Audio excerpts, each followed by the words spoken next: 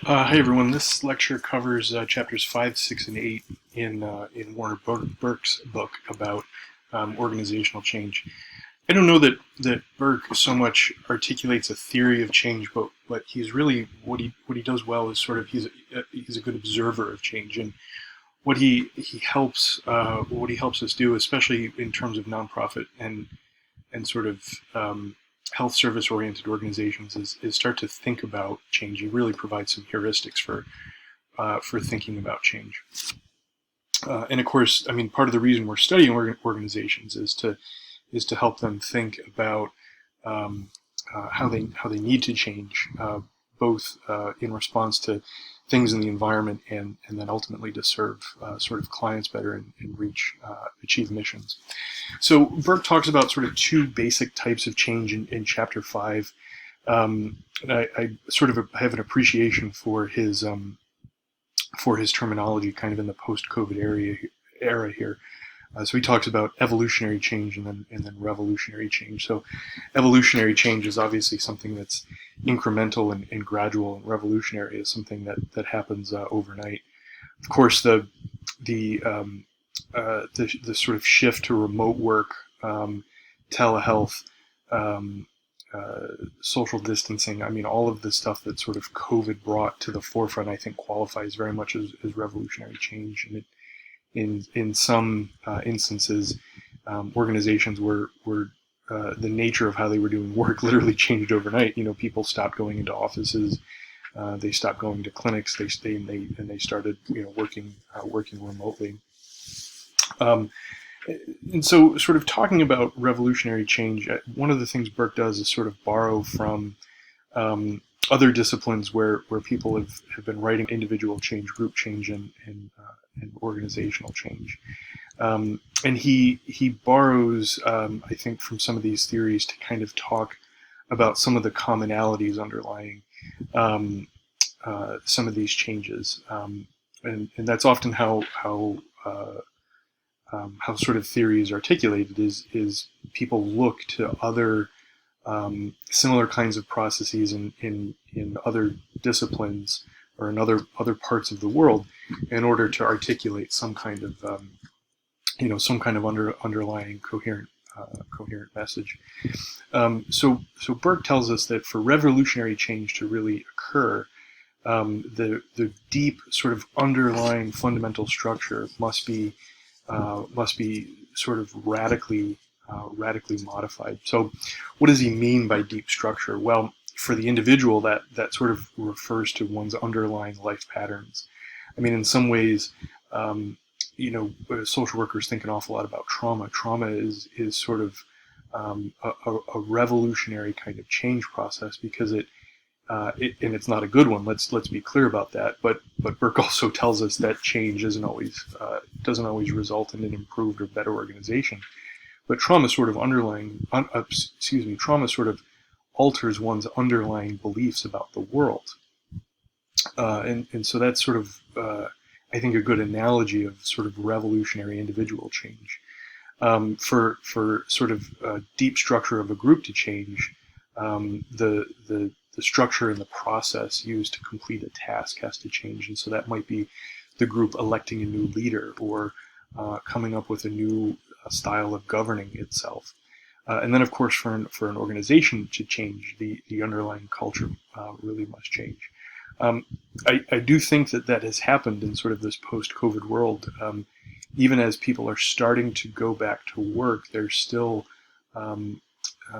typically a belief in social distancing, or people see the value in social distancing. So sort of that shared belief, which really is the definition of culture, that shared belief is kind of changing. Another way to think about this would be sort of, paradigms at the individual level, interdependence and feedback loops at the group level, and then again, culture is sort of that collective set of beliefs and behavior patterns determining kind of the system's order. So for the second sort of element of sort of revolutionary change is this this idea of equilibrium periods, and that's where systems are maintained and activities are chosen. So revolution is sort of a moment in time, and in sort of the way we talk about organizations, a moment in time isn't exactly a second or an instant like that, but it's a relatively brief amount of time in the context of an organization. Equilibrium, sort of in the process of change, is important because it's part of the way in which organizations resist change. It's part of the ways in which they sort of push back. And so a good example of that is actually when sort of lockdown first happened.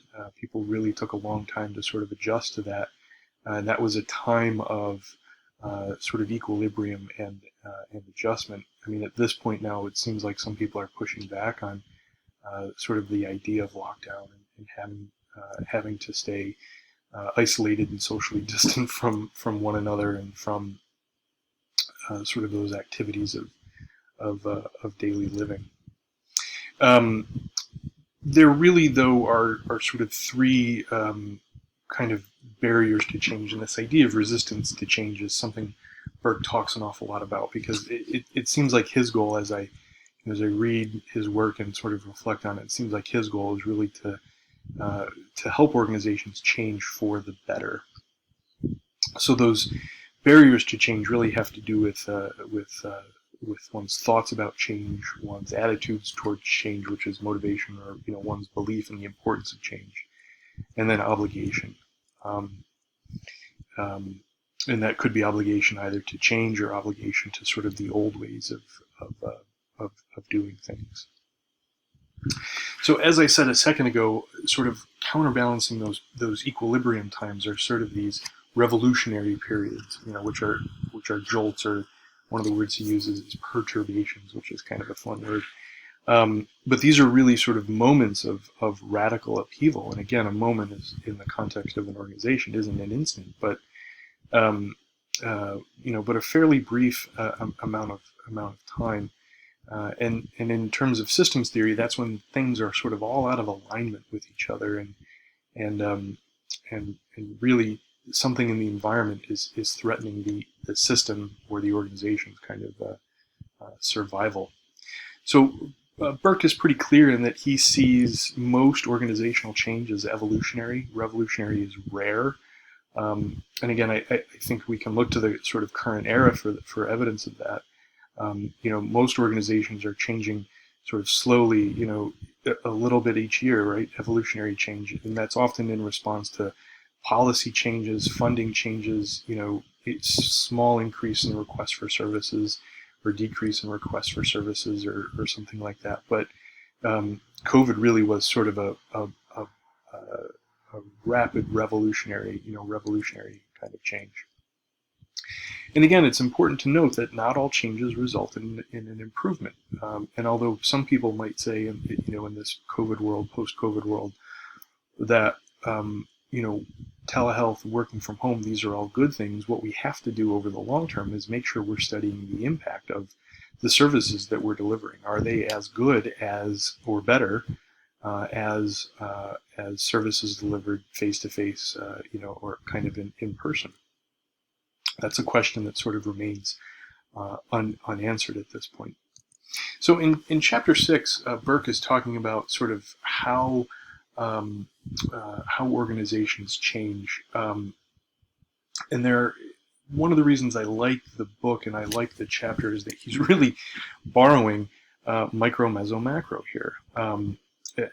Certainly not in those terms, and they don't necessarily align perfectly. But he does use sort of this quasi-ecological lens to kind of think about changes in the organization. And so one way to change an organization is to change the individual, and that has to do with recruitment, training, career coaching, career counseling, supervision, that kind of thing. Recruitment. of course, is sort of maybe the least accessible out of all of these, right? Because I mean, once, I don't know if that's true, maybe it is, but so selecting the right person at the outset of their relationship with the organization sort of reduces the need to have to focus on these things later on, and so he places quite a bit of emphasis on recruitment. I'm not sure that social workers always, or social work organizations always have those kinds of options. Maybe they do, and maybe it depends kind of on the organization and the nature of the work. But certainly when recruitment is done properly, it reduces absenteeism, turnover, has a good impact on organizational culture, and that kind of thing. So if we're talking about sort of individual change, one of the ways to really have an impact on the organization is to replace the leader. And given what we know about sort of classical organization theory, the leader has really an outsized impact on the way the organization functions. And so while working with an individual at the front line might have a very small impact on the organization, replacing the individual, at the top of the hierarchy is a way to have an impact on kind of the entire organization. I'm not going to skip the city portion of this, since that's not necessarily part of our part of the social work world. The problem, though, is that individuals don't always view organizational change that's something in their best interest. And so one of the reasons coaching, sort of an ongoing mentor-mentee relationship, is so important is that it helps align an individual's agenda with that of the organization and the organization's leadership. Coaching certainly can be informal, and in this COVID world, it often is. But coaching, there isn't necessarily a perfect analog to coaching in kind of the social work world. Really, that would be supervision, and so supervision typically is a pretty formal process. Weekly or bi-weekly, scheduled meetings, whether they're one-on-one or in a group or something like that. And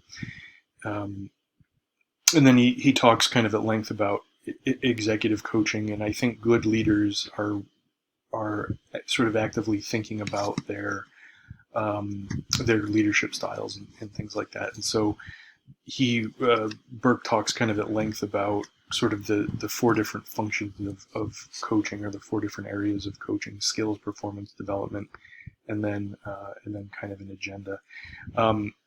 In human services and in social work, you might not necessarily see kind of an executive coach, but you might see leadership teams, committees, steering committees, that kind of thing. But the idea is sort of the same, and that's that there's a committee of people, or a group of people, sort of focused on the performance and the duties of the executive. So another way to kind of institute change, just move myself down here a little bit, is to change the way groups function in an organization.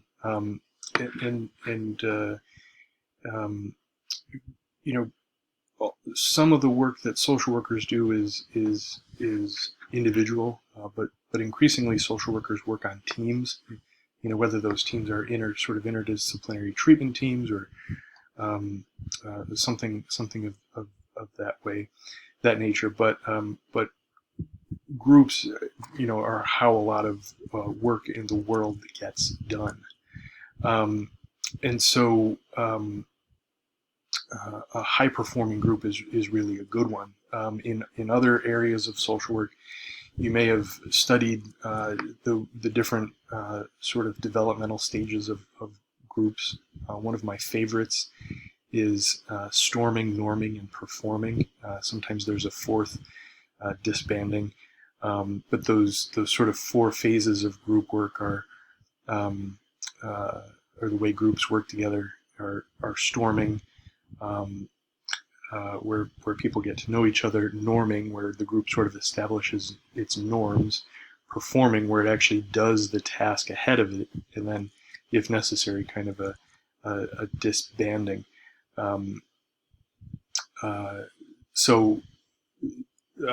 The reason I'm mentioning this is that, you know, the work of groups is not really all that foreign in the world of social work, although BURKE's book is not for social workers exclusively and human service organizations exclusively. His work is certainly relevant. One of the sort of troubles of groups, there are four dimensions of trouble, I guess, are kind of listed here. BURKE talks about the problems of fixed decisions. So the answer is always going to be no, or the answer is always going to be yes, or the answer is always going to be it's not our job, that kind of thing. The stepping on toes and territoriality, the not invented here excuse, and then frankly there are times when groups reach the end of their life cycle, and something has to be changed up. They just sort of get to the point where where they're not functioning anymore.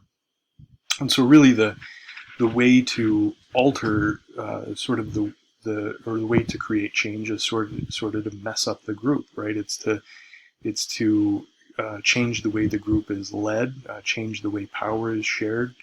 Change the way decisions are made, conflicts are handled, that kind of thing. And so changing groups really is one way, one other way to sort of change the way an organization is run, or sort of create organizational change. Conflict in groups is something that BURKE talks a little bit about, and actually what he's talking about is intergroup conflict, so that's conflict kind of between groups. When that happens, the first goal is really to establish kind of a superordinate goal, and that's just simply another term for kind of a long-term goal. Now, just like individuals, though, groups are resistant to change, or they can be resistant to change. And again, the utility of talking about sort of resistance to change is the ability to anticipate it and then the ability to respond to it. So some of the resistance to change it that groups might exhibit is protecting their turf, closing ranks, changing allegiances, which is actually very similar to closing ranks, and then kind of demanding new leadership.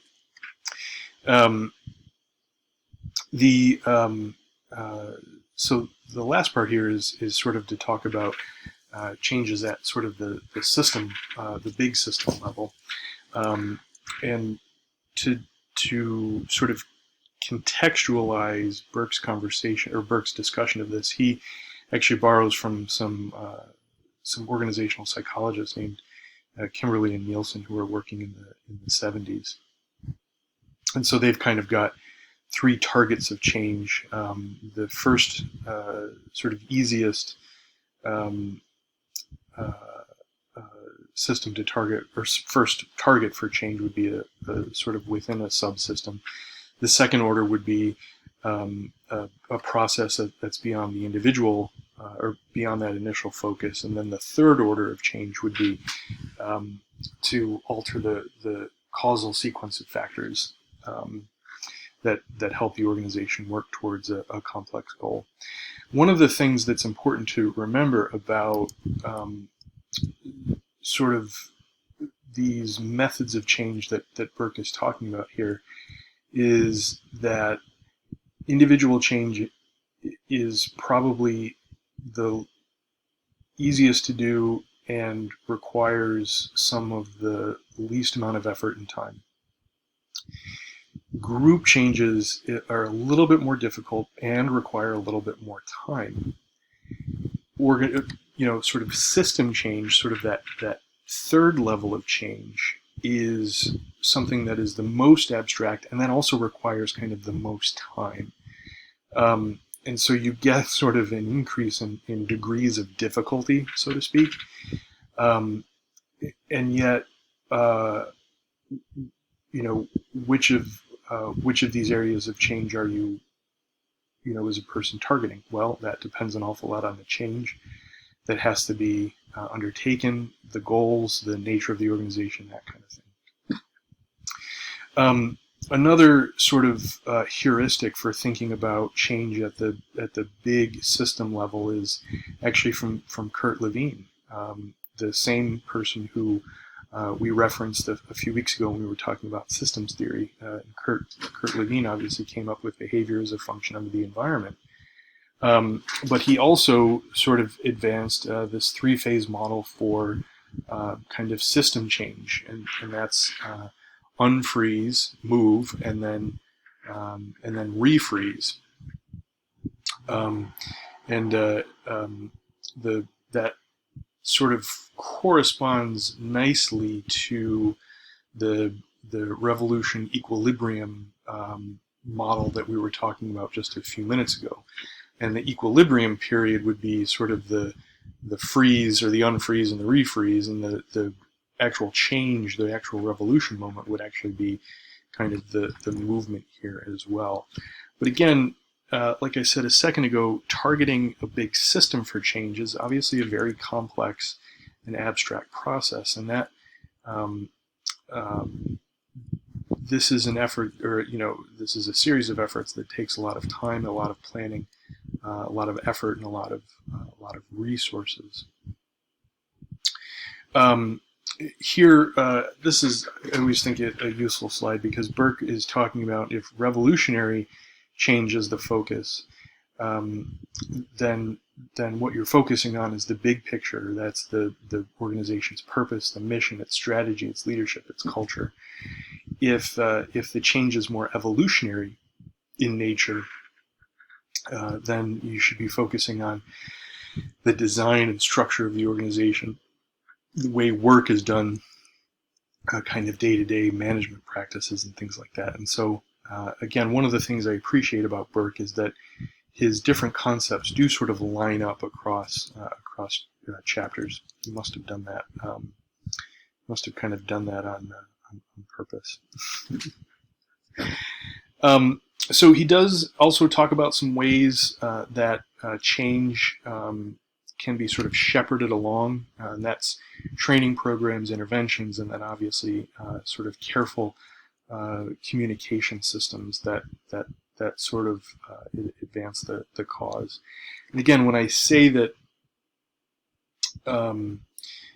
system change again has to be planful and requires an awful lot of time and effort, that's sort of what he's referring to here. There has to be sort of this convergence of strategies and efforts and resources to help things happen.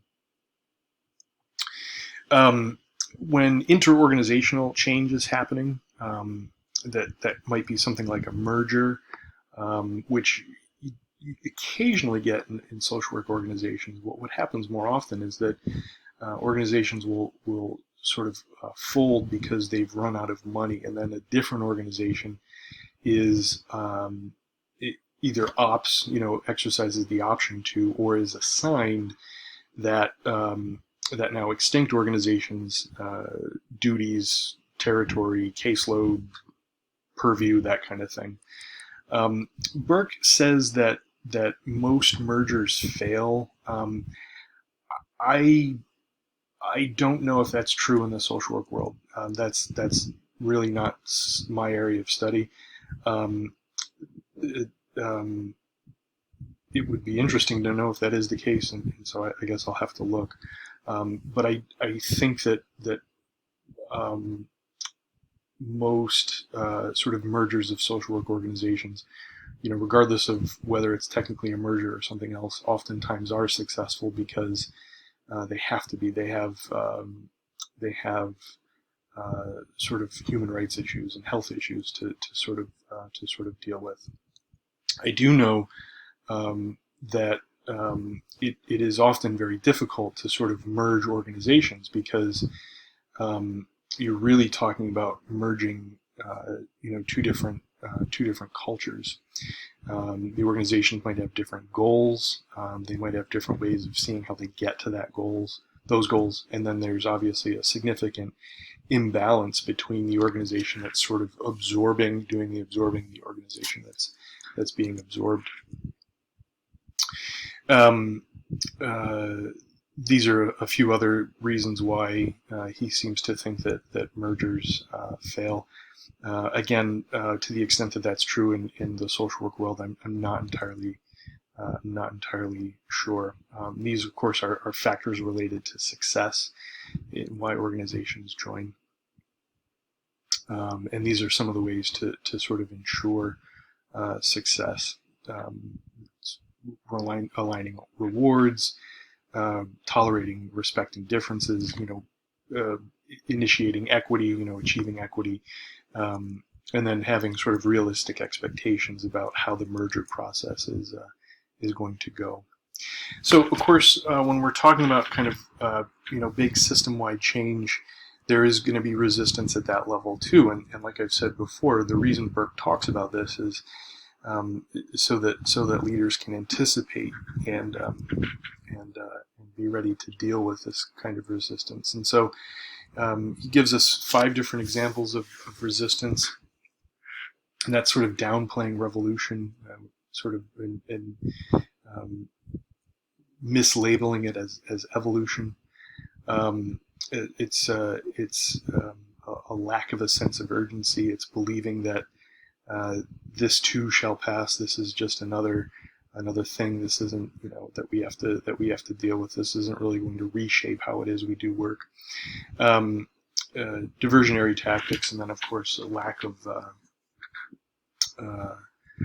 followership, which is sort of a belief in the ability of the leader to lead.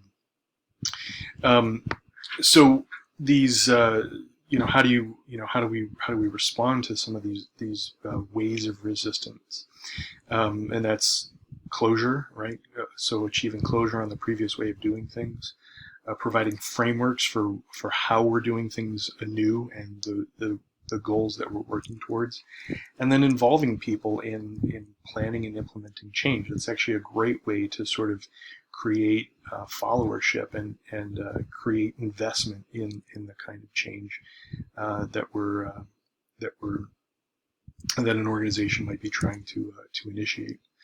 A couple of other ways would be to make a compelling case for the change, assure people that we're in it for the long haul, and then deal with saboteurs, often in a coaching kind of process. Sorry about the awkward pause there. I needed to stop and get a drink of water real quick. I have just a couple of comments here on Chapter 8. So in Chapter 8, what BURKE is really talking about is what to change and then how to change. So I'll just make a few points to sort of reinforce what I think is important in the chapter. So identifying what to change itself can be a fairly involved and complex process, and that usually begins with a moment or a shift in the environment. And it's at that point when the leader really needs to consider how the organization needs to respond to those new changes or challenges. Mislabeling, or misidentifying that process can be extraordinarily catastrophic for the organization. And so sometimes leaders, if they have the luxury, will sort of convene that, their coaches, right, their mentors, their advisory council, in order to identify what it is that needs to change. And then he gives us kind of four kind of theoretical frameworks, and that's a life cycle theory, a teleological theory, a dialectical theory, and then kind of an evolutionary theory. And I'll just conclude with a few comments there. So the metaphor for kind of a life cycle theory of change would be kind of organic growth, and that's a linear and predictable and irreversible sequence of prescribed changes, stages. What am I saying here? Sorry about that. A linear and irreversible sequence of prescribed stages. A teleological change would be sort of a purposeful, deliberate, well-intentioned cooperation between a group of people. And so the event progression there would be a recurrent but discontinuous series of goal settings, of goals, and then working to achieve those goals, and all the while sort of working towards a homeostasis process there. A dialectic form of change would be sort of a revolutionary moment of conflict in the environment. And if we go back to sort of Hegel, who was the German philosopher who sort of originated the idea of a dialectic. Dialectic is composed of a thesis and antithesis, and then those two things fuse and form a synthesis, which is exactly what BURKE is talking about sort of here in the event progression kind of thing here. And then, of course, there's sort of an evolutionary change framework, and that's really a competitive survival. That's where sort of recurrent cumulative moments are forcing the organization to adapt to its environment. And so, which of these change theories does an organization pick? Well, that's depends an awful lot on sort of the nature of change in front of it. COVID really forced organizations to change in a dialectic nature. There was a way of doing things. There was something that challenged that, which was a virus, and then there was a new way of doing things. Had we been able to anticipate COVID, I don't know how an organization would have done that, but had we been able to anticipate it, there might have been, we might have been able to sort of institute kind of a life cycle or teleological kind of change process. But again, the ability to anticipate that would be really quite remarkable. So a quick example of kind of a teleological change framework would be when two organizations join forces or share resources in order to respond to a particular social problem. And then an example of kind of an evolutionary change would be when all of a sudden an organization folds and there's a scramble to maybe pick up the clients of that organization or sort of scramble to kind of meet their needs or absorb the work that it was that organization was doing before.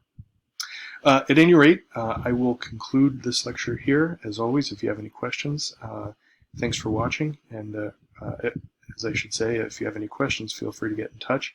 Thanks for watching.